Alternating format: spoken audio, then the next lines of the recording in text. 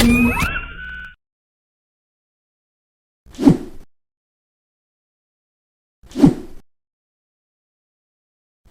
আলাইকুম সবাইকে, aesthetic nation ফিটনেসে সবাইকে স্বাগতম।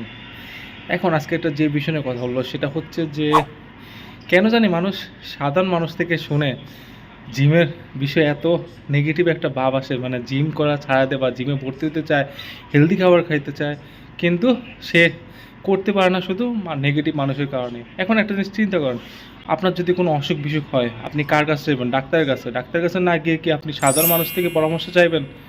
নিশ্চয়ই না, আপনি এত বোকা না। তো যখন আপনার হেলথের বিষয় আসে তখন কেন আপনি সাধারণ মানুষের মন্তব্য নিয়ে জিমে যাওয়া বন্ধ করে দেন, বা জিমে ঢুকতে চাচ্ছেন জিমে যাবেন না, হেলদি খাবার খেতে চাচ্ছেন তখন খেতে চান না? তাহলে কেন? আপনার কার কাছে পরামর্শ নেওয়া উচিত? আপনার ট্রেনারের কাছে পরামর্শ নেওয়া উচিত। এখন আপনার ট্রেনারের কাছে যে বলবেন আমি আমার হেলথকে এমন করতে চাই, এটা কি পসিবল, আদৌ কি সম্ভব? তাহলে উনি সমাধান দিবে।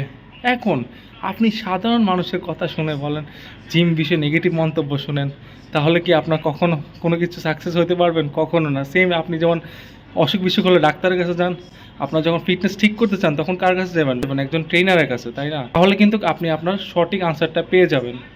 তো যারা বডি বানাতে চাচ্ছেন বা নিজের ফিটনেস ঠিক করতে চাচ্ছেন তারা কোথায় যাবেন?